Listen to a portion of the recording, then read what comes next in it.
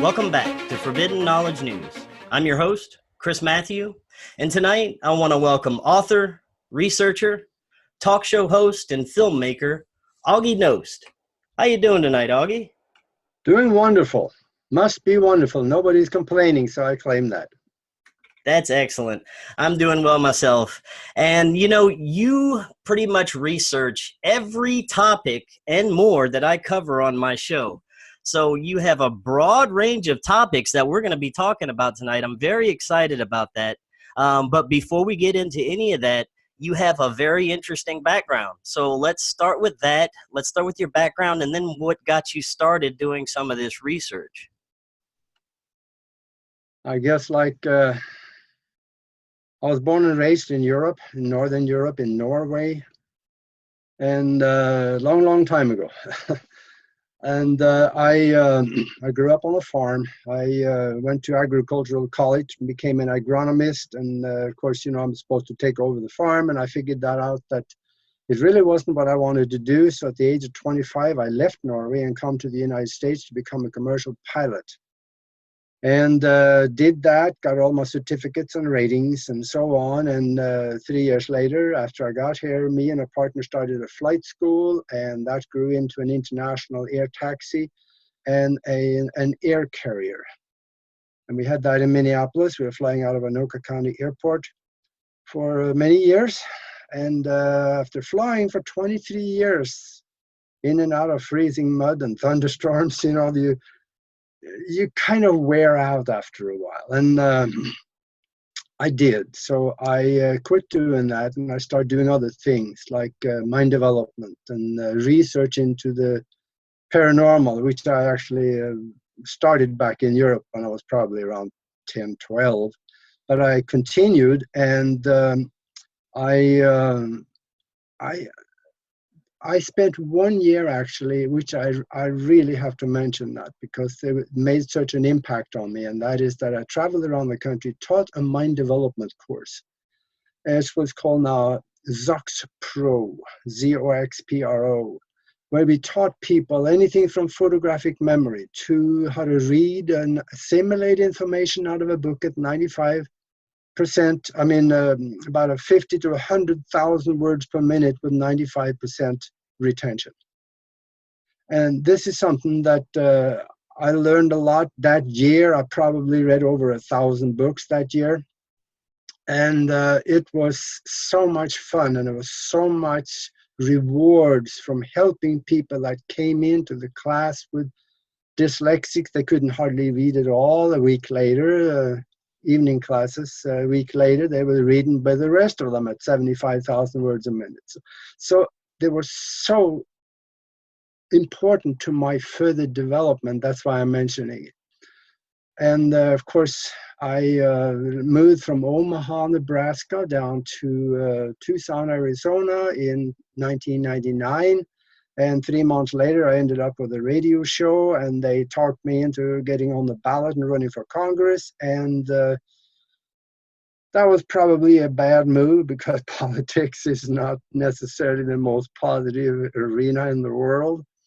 And of course, I made a lot of enemies from exposing fraud and wrongdoings by government. So that went down the wrong direction too. But I've done a lot of radio shows, and I was hosting and producing 2 TV shows in Tucson for 6 years. And I don't know, it's just, here I am, it's just, the show goes on. Yes, and one thing I consider you a true fighter for our freedom is you were actually arrested, and the reason I think is just so admirable. I'd like you to tell the story about how that happened. Oh boy, let's see.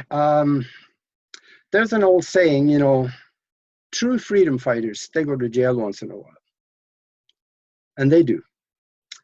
Because when I was in Tucson, started in 1999, and got on the ballot, I had a radio station. Me and 2 other guys had a radio station here, and we was mostly talk radio, and we were educating people on the law and our rights the Constitution, and all the ills that government does. And of course, that didn't go over too well at City Hall, so I got on their, excuse my language, shit list. And then when I got on the ballot and ran for Congress, I was, every time my opponent, the incumbent senator, opened his mouth, they usually lie about things, and I jumped on top of that and exposed the fraud and his lies. And that didn't go over too well either. So I was doing 2 TV shows at the time, and they wanted me off the air really bad because I was exposing them. I guess And so. yeah, we had 500,000 people watching the show every week.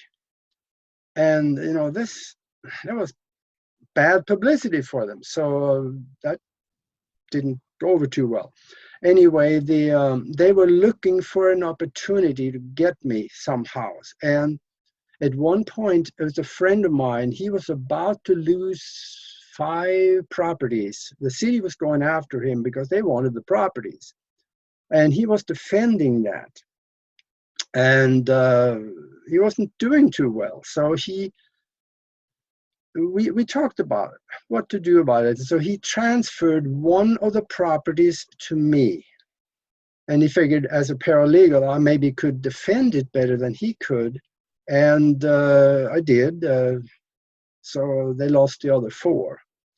And I helped them with some paperwork. And one of the pieces of paperwork that I did for him was to verify that he had followed the process outlined to defend himself as it is prescribed in the Universal Commercial Code, Uniform Commercial Code. And then he did something stupid that I didn't know about. He went and filed a lien on a judge. And that really never should have been done. But because I helped with some of that paperwork, they came after me, and they charged me with a felony. They called it a criminal syndicate. And then, of course, I got hauled into court, and I had to defend myself. And I think we figured it out by now that in the United States, there is no law anymore. The judge's opinion is law. So that's how it ended up. Whenever I brought something up, it was denied. Whenever the prosecutor brought something up, usually then it was okay. But what kind of clinched it all to the point of conviction was that right before the jury came, actually the jury had come in, and in the jury briefing, the judge told the jury that the court has determined these people had, me and a co-defendant, we had engaged in criminal activity, and if they did not judge so, they could get in trouble. Wow. And yeah, and it slid right by me. I heard it, but it slid right by me. I didn't catch it well enough to oppose to it. What he did, he ordered the jury to convict. And of course, that's what they did. So I went to prison for 4 years for doing the right thing. And that's basically the story. Yeah, and you're a true freedom fighter for doing that. I mean, I commend you. How was that stay? I understand that you got a lot of work done while you were there. Oh, it was a great vacation. Well, I'll take the word great back, but it was a vacation. I wrote 2 books while I was there, and that came out really good for me because if it had not been for that, chances are I would not have written those books. I was working on one, but it was a totally different book, and that's still sitting there. It's a little too controversial because that is about all and everything that is going on in this political system, and I'm going to leave that one alone for now. It's in a place that if ever anything happens to me, then it will be published. But otherwise, I'm going to leave it alone. But I learned a lot. I had time to meditate every day, and I had time to myself. I went in within, and I had one incredible experience while I was there. and that I had a total download of the universe. It was explained to me in concept and detail. And it started, I might as well go there since we started on this path. I was sitting in meditation and I started seeing these light flashes coming in from the side and coming into my center of the field of vision.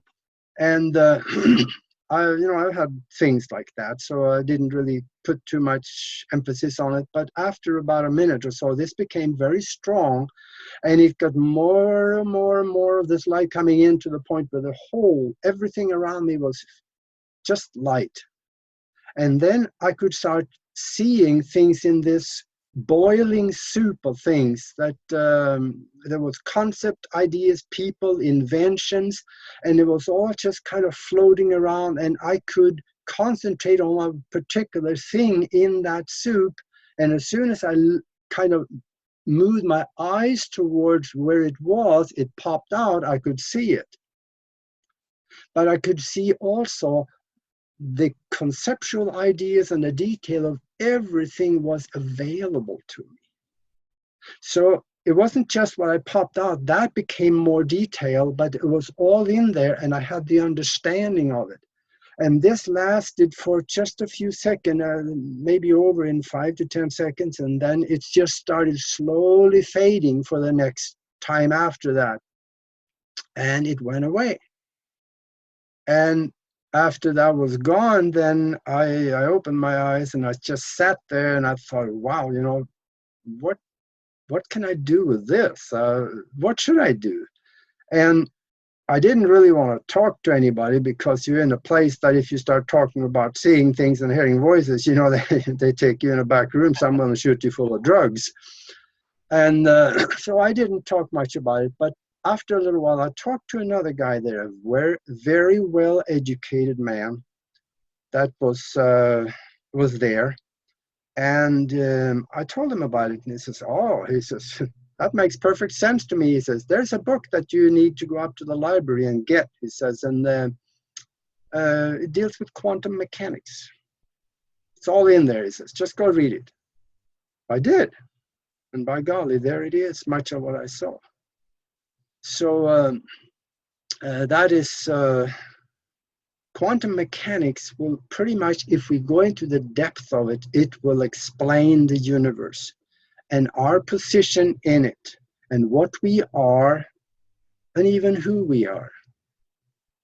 Those are not the same things. What we are and who we are is not the same things. Because we are spiritual entities having an experience in a physical, mind-created reality.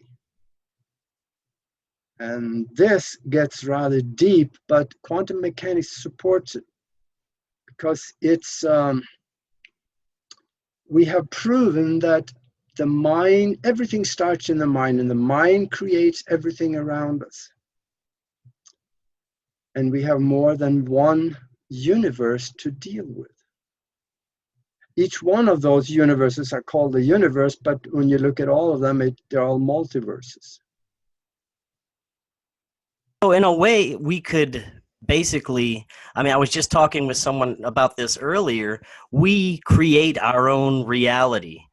And there could be the possibility of multiple realities existing at the same time. And on top of that, you just might be in all of them. Right. And there are physicists now coming out saying that there is a good likelihood we are in more than one universe. They can see it in the formula, in the equations, because they see the similarity. If they go down two paths using the same equations, then they can see the similarities in those two universes. So there is very likely that we are in more than one. Even Stephen Hawking said that he could prove on the blackboard, I think he said at least 9 or 10. And if you can go that far, all you have to do is to extend the equation, and you can go down as far as you can. Yes, it's fascinating. And, along those same lines, there's so much more to human consciousness than they'd ever want us to know. I mean, we have the capabilities to heal our own bodies, and the powers of our consciousness could unlock things, potential powers that we never thought we had. Yeah, and if we look at that, actually what you said is based on a presumption that we are real. Maybe we're not. Could it be that we are just a mind-created illusion off of the mind behind it all that is projected outwards and given the same kind of value as you have if you are under a hypnotic trance? I love this scenario. Let me run this one by you. I'm a hypnotist, and let's say that I put you in a soft chair and talk to you for 15 minutes, and I tell you that when you wake up, you're going to see an elephant standing next to you in the room. I snap my finger and bring you back out, and you look around, you're going to see that elephant. It's right there. You can reach out and you can touch the snout on. You can feel the rough skin on the snout. You can hear him breathing. But I can't see the elephant because there's no elephant there. So what happened to your real world? Right. Did it go away? Yes, it's all in our perception. And, you know, that being said, we could create our own reality, either positive or negative, based on how we're viewing it. Wouldn't you agree? Absolutely. Absolutely. And if you think of that elephant. So that elephant, you felt the skin of that elephant, but it wasn't there. So if we take that further, that was just a manipulation of the mind. So let's say that if we are, oh, this gets interesting. Let's say that we are an immensely powerful spiritual being that is hungry for experiences. And we want those experiences, and we don't really know all of what we want even. We just want to create scenarios that is interesting. So let's say that before we even created the body that we walk around in, we had, some major issues that we wanted to experience.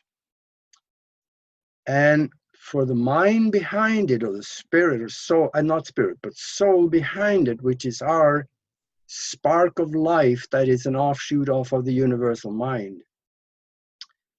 Let's say that we wanted to have an experience. We wanted to have an experience and create someone, let's say like a wife or someone, a life partner that we wanted to experience a whole lifetime with. Or we wanted to have a car accident because we haven't experienced that before. See, on the other side of this, where the mind lives, there is no such thing as bad experiences or good experiences, because they only last for a split moment back there, and it's complete. Here, it seems like a lifetime sometimes, because our time is stretched. There, time and space does not act as we know it. But if we come here with a mission to do certain things, the mind then create all the scenarios to make that happen. And from what I understand, there is some help behind the curtain in order to make all these things happen. We are not all doing it by ourselves. We have some help of other entities behind the scenes, so to speak. Now, I'm glad you said that. That kind of brings me into our hidden reality and, you know, possibility of extraterrestrials or interdimensional beings. Now, ever since ancient times, we, or our elite even, have communed with the gods for information, knowledge, and it seems that after a while, you know, they either stopped talking about it or it stopped occurring. But I believe there's still some communication with what some would consider gods, some would consider demons, some would consider aliens. What are your thoughts on the possibilities that our elite still have some communication with otherworldly beings? Oh, absolutely.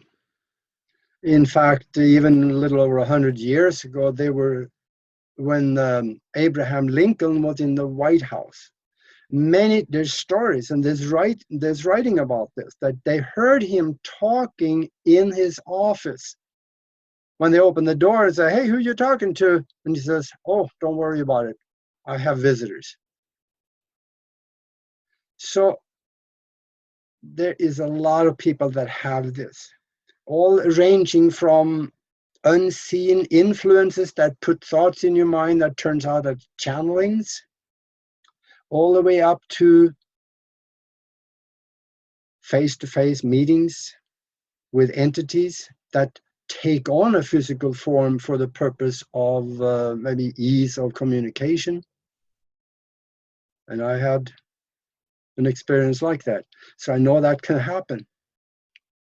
And on the other hand, let's go all the way to the alien issue. The alien issue, that can be so deep. They come from absolutely everywhere. Other planets in the solar system, they come from the bases on the moon, they come from interdimensional worlds or interdimensional Earths that is in the same place as we are, just different vibration. And they may have their own agenda. Not all of them may have our best interest at heart, but they're here for a reason. And if we can communicate with them and find out what the reason is, we can actually have some good from that. Now, what are your thoughts on some factions in control that may be in contact with some malevolent beings that don't have our best interest in mind? I mean, you hear the stories of reptilians or the Draco in control. What are your thoughts? Have you done any research into that? Yeah, it appears as there is good and bad outside of the physical too, or on other worlds as well as on the moon and other places in this solar system. So I think the physical reality extends quite a ways, and I think most of the things and entities in the physical reality are subject to something that we call ego, because it is in that vibration. And whenever you have ego, you're going to have something that don't necessarily happen to the best of everybody all the time. And the aliens, the extraterrestrials, they fall right into that category. Even if they are in a higher spiritual arena, when they come here, they may take on the physical form and possibly for a short period of time be subject to that vibration. That could bring out ego. Do you think that it's possible that some of the agendas being pushed today could be coming from, like, the orders may be coming from off planet? Oh, I absolutely believe so. I absolutely, and the whole world is a kind of like a prison system. If you look at the governmental structures and the religious structures, then it is sick what's going on. If you look at, let's say, I come out of the Christian faith when I grew up, and I have studied that quite a bit, and I find out that even to be a pope, there is 3 requirements to be a pope, and that is in writing. Dr. Schneblin, he wrote about that in one of his books. He was a red-robed cardinal working in the Vatican and in the archives. And he found papers and he snuck them out and he proved it in his book. He showed the papers where the 3 requirements to become a pope. First of all, you have to be a Catholic priest. Well, he qualifies for that. Then you have to be a satanic priest. And you have to be a 92nd degree Mason. We've only known about 33 here in the US. but there is 92 degrees. And the people that are 33rd degree Masons here in the United States, they don't really know much. But from 33 to 92, that's where all the secrets, that's where all the satanic rituals and those things are housed. And that's where you learn that. And that opened up doorway into other realities where they get counsel, especially on control and things like that, so they can stay in power, because the power structure here feeds what's outside, the mind of what's outside in those vibrations.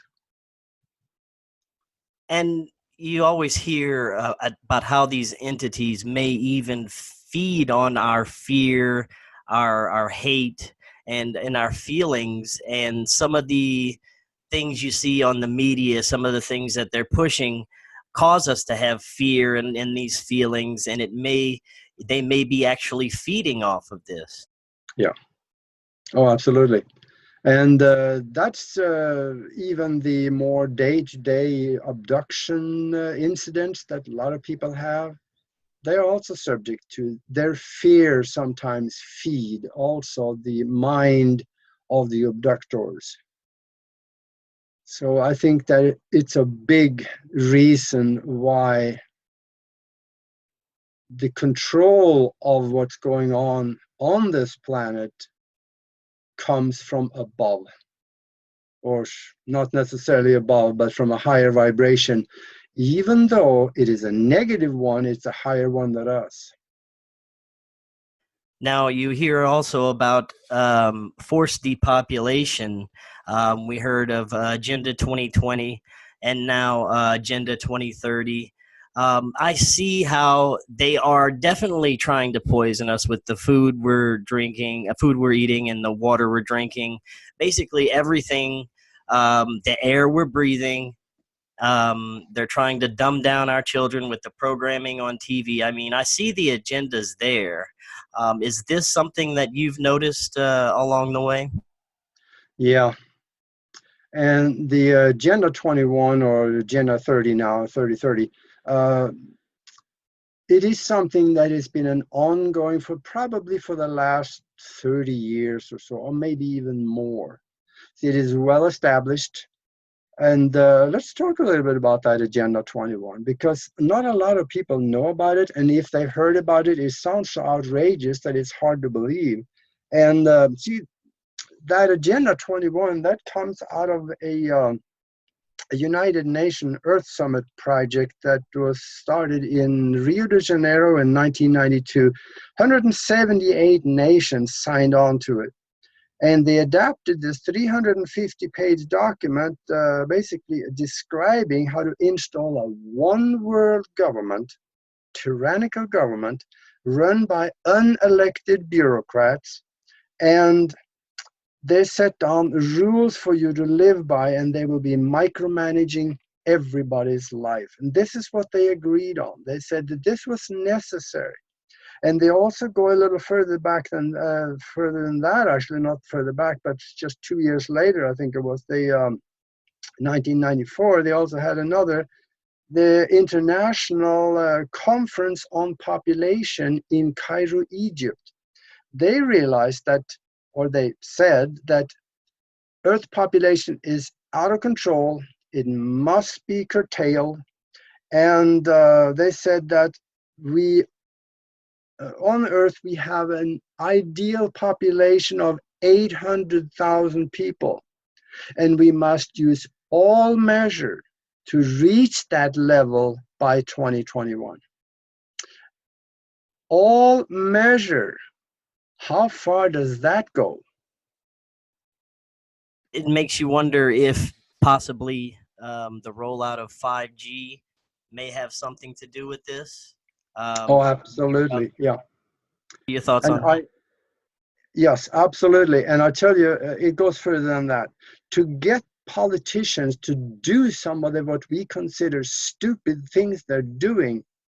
See, a lot of these people, they're intelligent, they're highly educated, but they still do stupid things. what we consider stupid, but to them it makes perfect sense.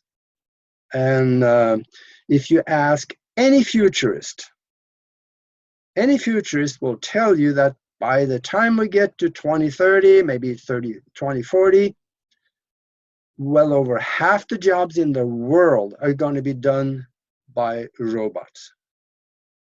What in the world do you need people for? And in their spiritless, lifeless thinking, let's kill them. Let's get rid of them. And they've been working on this project for quite a while. So they're deeply in it. In fact, it is implemented all the way down into the local communities very often. And it's camouflaged as sustainable development and environmental programs. That's when they start herding people in. Oh, don't hurt the environment out there. Come to the city. Here's where we're going to all house you. And eventually they'll probably build a wall around it and make sure that you don't go anywhere. But this is an ongoing program, and they've been trying. They started back in the 70s probably with the AIDS virus. That was a maybe for another reason. According to what has come out, that was tested in the gay community in San Francisco and also in New York and in Haiti, and where they wanted to see how it would fly. Well, it flopped. The SARS virus in the Far East, that flopped. A lot of these things that they have, new diseases that they have created, flopped on them. And They could be now testing them. Yeah, they're just testing stuff, see it there. Well, it's like throw mud on the wall and something's going to stick, right? So they keep doing these. And I would say the chemtrails, it is obvious it has a different reason than what we are told. The Air Force now has come out and admitted, and so has NASA, that yes, we are doing this spraying up there in the higher atmosphere to get the sunlight to reflect off into space so it wouldn't be as warm here. The temperature would not go up as fast. Well, have they ever heard about the greenhouse effect? That is, see, a photon particle. The photon has two particles to it. One of them is the energy particle, and then you have the light particle. When the photon comes in and hits something, it breaks up. The energy particle have more mass, it passes through, but the light particle bounces off. So when the energy particle passes through, that's the one particle that makes your car hot in the summertime. But you don't have any more light in the car. It's the same light because the light has bounced off the roof, but the energy particle gets stuck in the car. Same thing with the atmosphere around Earth. The energy particle comes through. What they're doing up there makes absolutely no difference. And they know that. They're not stupid people. But the reason for doing it is because of all the other stuff, all the chemicals. They have disease, cancer microbes. They got all kinds of goofy stuff in that sprayer. Yeah, we're basically an experiment down here for them to spray whatever they feel like on us. Yeah, and we have seen there's been done tests on some of the things, these kind of like little feathers that come down out of the sky, and they've been taken to the lab and they've been looking at it, and there's really nasty stuff, neurotoxins and bacteria or virus. That's actually not bacteria so much, but virus. Now, I believe that another big part of this is the censorship we're seeing now, especially amongst our community, what they call conspiracy channels, conspiracy sites. They took out Alex Jones.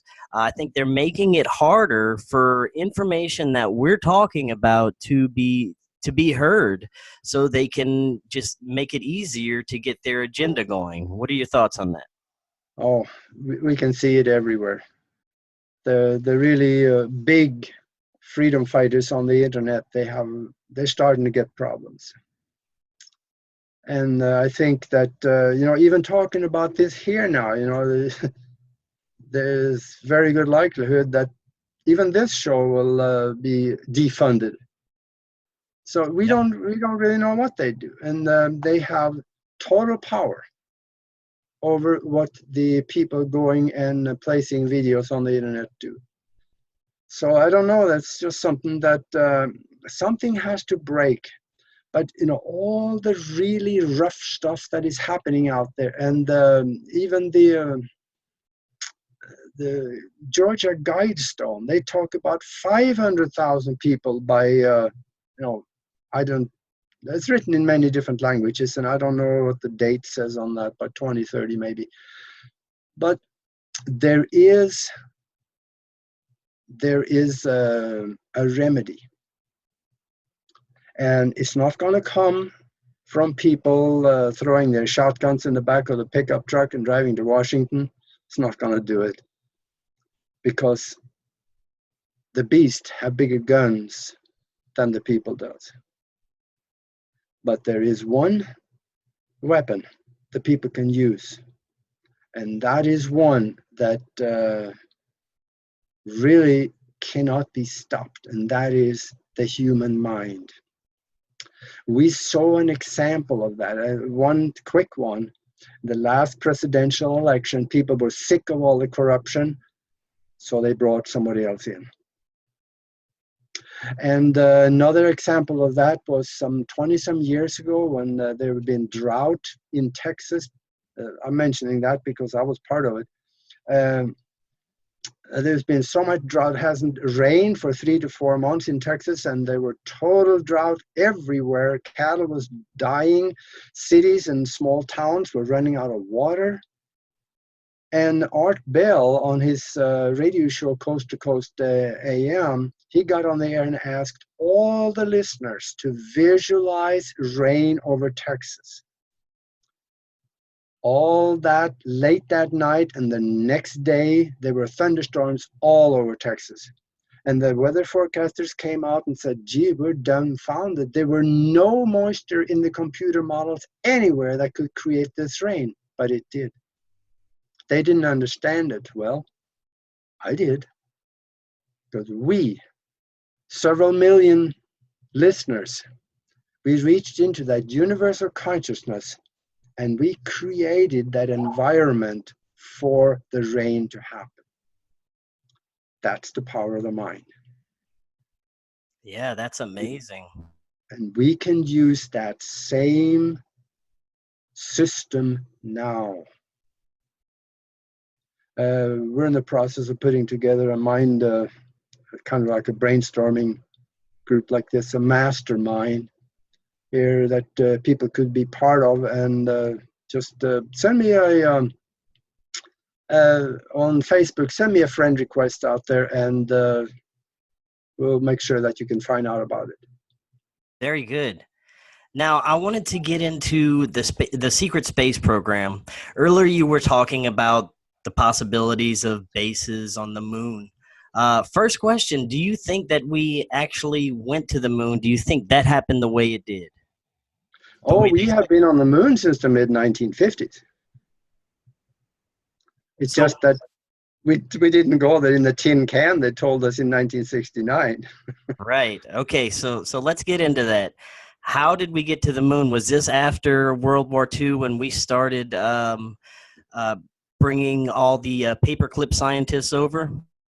Yeah, that's where we got most of that, because we were able to we captured a couple of the Haunebu flying discs that the Germans made. They flew out all the ones that was flyable, but there were some that was under construction or in repair mode that they couldn't get to fly, so they were left behind. And the Americans caught, I think, 2 of them, according to Wendell Stevens. I interviewed him twice or 2 or 3 times on my TV show in Tucson, and he talked about the discs that they captured. And when they got those, they were pretty much done. You know, all they had to do is to make more of them, and they had flying discs looking just like the old German Haunebus, or even the ones before that. So that's where it started. And in 1969, that little contraption that they put together, stuck on the tip of a rocket and sent out there, yeah, it may have made it through the Van Allen belt, but the people inside would have been cooked. Let me ask you this quick question: Have you ever stuck a fork in a microwave and see what happens? I have seen that, yes. Yeah, that's exactly the same thing that would happen if you were trying to fly through the Van Allen belt without an electromagnetic shield around the ship. Wow. And scientists don't want to talk about this. NASA, they are mum on it. They don't want to talk about it, but that's how it would work. So we didn't go there in 69, but on my website, I have a lot of pictures of activity on the moon. So there is somebody that's been on the moon for hundreds or thousands of years. So there's things going up there. I have, just before the show, I showed you a pyramid up there on a NASA print. Yes, it's a very fascinating picture. Yeah. Yeah, and then also there's other pictures you can find on page 1 of my picture gallery on the website. There is a 2-mile-long cigar-shaped ship floating across the surface of the moon, throwing a shadow on the ground. It's not even a question. That is a spaceship. As well as others that also, there is one that is probably about 60 miles long that is looks like it's been crashed because it has dents in it and stuff from meteorites that's been hitting it over the thousands of years. It's laying right on the moon, and it's clear as a bell. It's also a NASA print. How far do you think our secret space program goes? I mean, do you think it is like some of the whistleblowers you hear, Corey Good, Tony Rodriguez? Do you think that we have bases on the moon and that there are actual battles going on? And we may even go further out than that with our bases. What are your thoughts on that? Well, let me refer to, I wrote something down here for you. I was going to read to you. Ben Rich, he was the head of the Lockheed Skunk Works.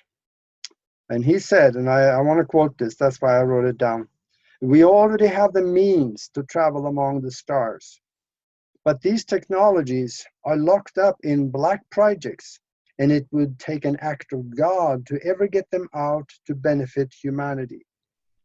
Anything you can imagine, we already know how to do." And he also said, "We have the technology to take ET home, and it will not take a life," he meant lifetime, "to do it. There is an error in the equations, and we know what it is." And that opens up the door to absolutely anything that we can think of is possible. Right. And of course, we've had Trump announce the Space Force. Do you think that this is just a possible way to ease into announcing that we've had a secret space program? Oh, absolutely. I don't even know why people even question that anymore, because in on a it was Mike Gravel. He said in an interview that we have a space force. It is in existence. It is there. So it is already there. And now they say they're going to make one because they have figured it out that they're not going to be able to keep the secret forever. So now they're doing the Space Force. So they later on can say, well, yeah, there's a Space Force. We told you that back in 2018 that we were going to do a Space Force. And see, now here 3 weeks later, we got a huge one out there. We did it. I bet that's what they're doing. They're trying to cover their southern end. Right. Now, on the disclosure end, they've had a couple of little drips here and there. We've had the Tic Tac UFO incident, Yeah. a couple of other drips from the Pentagon. Do you think disclosure will come from our government, or possibly not, possibly be forced from the other side? Information is power if you know how to do anything with it, and they do. So I don't think that any government ever will give away power unless they have to. So I am about 99.2764% sure it will never come from government, but it will come from something, some evidence that show up, very likely ET themselves, so they can no longer deny it. That is what I see happening. And or we've had a lot of crashed UFOs. If a big one crashes in downtown, Biloxi, Mississippi, you can't deny it anymore. Right, definitely. And what are your thoughts on the possibilities that in the near future they could have, some sort of major cataclysm that might involve extraterrestrials? I mean, you hear the stories that the government may fake an alien invasion or something like that using Project Bluebeam. What are your thoughts on that? Well, Bluebeam is a very real project. You can Google it and you'll find it in their own papers actually. So yeah, it's there. And that's one of the plans that they have, one of the scenarios. And from what I saw in the soup, in the download, there is 2 times when you will look up and you see the sky full of ships. The first one is not our friends, because that one will be governmentally instituted. The second one will be our friends because they are there to set things right, because they realize that, well, okay, the people now have seen the discs, they know that something is here, so now we can come. And they come and clean it up more or less. So few decades from now, a decade from now, a few years from now, maybe a year or 2 from now, there will be common knowledge that we have friends in space. Very interesting. That would be fascinating if that happens. Oh, Now, yeah. for the last few minutes, I'd like to talk about the powers of our consciousness as it relates to our health. And, you were talking to me about the possibilities of age reversal. So, talk about your research into that. Well, I fig. This is not just me that's saying this. The aging process can be reversed. And the thing about it is that if you go to the Nobel Committee's website, go to 2009, scroll down to medical submissions, and read it. You're going to love what it says in there. Because somewhere in those papers, I read the phrase, one sentence, that if we had enough of this enzyme, because these 3 doctors that got the Nobel Prize, they discovered an enzyme that reverses the aging process. And nobody was told about it. Of course, we can understand why, because what do you think will happen to pension programs and Social Security if people quit dying, right? That wouldn't be good. Exactly. Yeah. No, yeah, they wouldn't like that. No, the thing is that in those papers, there is a phrase in there that says, if the body have enough of this enzyme, there were really no reason why anyone would have to die from old age anymore. And this enzyme is called telomerase, and I am doing it. I feel good. I probably have more energy than people half my age. I'm 73 right now, and I'm doing fine. I've basically never been sick in my life, so that's an advantage. But still, it is working for me. And on my website, I have a blog about it, and also in my book. Let me mention that because I go into details on how you can go about reversing the aging process and what you actually do to get it. Uh, the book is a Spiritual Science, Higher Conscious Thinking, and How to Access the Universal Consciousness. And I speak about what you can do to reverse the aging process. I also teach you how to do things with your mind that you could normally believe was impossible. So there's a lot of good stuff in there, and it does teach you how to reach into the universal mind to have downloads like I did. There are ways to do it, but you don't get that living like average people do. You may have to change a little bit of your lifestyle to include meditation and some mind practices and things like that. But that's the simple part. Fun, actually. Right, and another big part of it is your diet. It's really hard nowadays to get a good diet just because of all the crap that we're sold.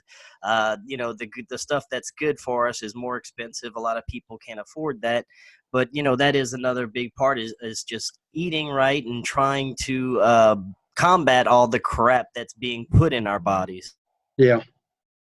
See, science has figured out why people get older and eventually die. And that is that the uh, the uh, the end of the chromosomes, which is called the telomeres, every time a cell replicates itself, those telomeres get a little shorter, and little shorter every time until they get to the point where they're so short they're no longer able to keep the end of the chromosome together, so that it starts fraying and our genetics are not able to replicate themselves, and we end up stuck with old cells in the body, and we get older and older and we eventually die. If we have enough of this enzyme, then the telomeres will not get shorter, so the chromosomes will stay together, the cells will be able to replicate themselves, and we don't necessarily have to be older. One more thing there is that there's two ways to do it. There is a pharmaceutical for it that is called TA-65. I think it'll set you back about anything from $400 to $600 a month. I haven't checked for probably a couple of years or so, but I know back then it was for sale for $400 a month. For $400 a month, yeah. And it's a pharmaceutical. And some people say it works, and some people say they don't get any effect from it. I'm doing it the cheap way. And that is using the same kind of method as a man I found. He was 256 years old when he died from an accident. Li Xingyuan in China. He was a martial art instructor for the army, and he was an herbalist and a local spiritual teacher. And he had 20 wives and 21 wives, and I think he had something like 200 children and grandchildren throughout his life. And the government verified his age. I did a lot of research on this guy, and I write about him in that book also. And I found out what he ate. There are several herbs that will help the body to make its own telomerase enzyme. And that is what I'm doing. Well, so many people, natural doctors have been killed or, quote unquote, suicided for these types of natural cures. There's got to be something behind this. The pharmaceutical companies don't want things like this getting out because it's less money for them, less control for them, and it'd be amazing if we could figure this out. The thing is that once you start reversing the aging process, all age-related diseases go away. And you know, that's not a good profit model for pharmaceutical companies. If you could just get to the point where you can stop the aging, but still keep your diseases, they will be all over it. But it don't work that way. Once you start reversing your aging process, then I get emails from people, not often, but maybe 2 a month or so. I've had emails from people that started this process the same time I did. And they love it because they feel better, they're stronger, they look in the mirror and they say, yeah, these things at the end of my eye, you know, that cuss word called crow's feet, that's going away. So yeah, there's something to this. Definitely. And Aage, for the last couple minutes, tell us your thoughts on where you see the world going in the next 5 years. What do you see happening? Well, it's not going to happen the next month or two, but within the end of this year, I see the swamp being drained to a great extent in Washington. And that will be a good thing, because there will be a new crop that look at the old crop and say, gee, I don't want to do what they did.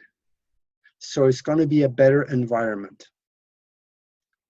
And besides that, as you said, 5 years, we will have an alien presence. Not necessarily a lot of it, because a lot of people is still stuck in ignorance and religion. So they're going to look at them as demons. So they kind of maybe not totally be everywhere, but we will know they're there, and they will be here helping with certain projects wherever they are invited, because it's time for that now. I saw that happening, but I didn't see any date on it, but it is happening.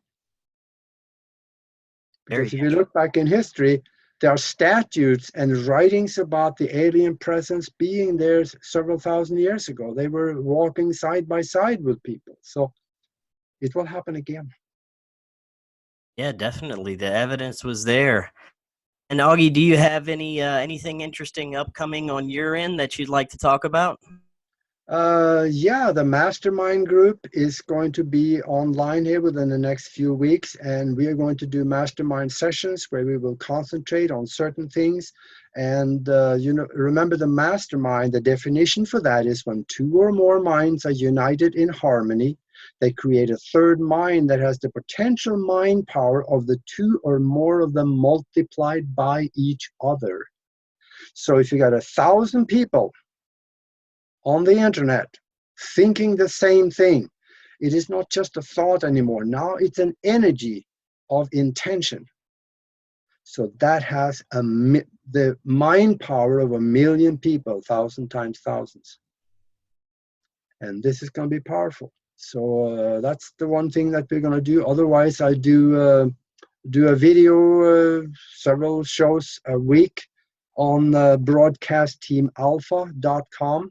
And I also have a radio show that I do, and go there for the 4,900 unbelievable pictures of things from space that we're not supposed to know about. Anything from hidden and banned medical cures to just all kinds of goofy stuff. That is at the easier way to do that would be at www.universal-consciousness-show.com. And of course, also just go to YouTube and put my name in there, and you'll have a lot of reading or listening. Oh yeah, there's tons of Aage Nost on YouTube, definitely. And I want to thank you so much for coming on tonight. That was a fantastic conversation, and I'll definitely have to have you back on. Oh, I'll be all ears. You just call. All right. Well, you have a great night. Thank you. Thank you.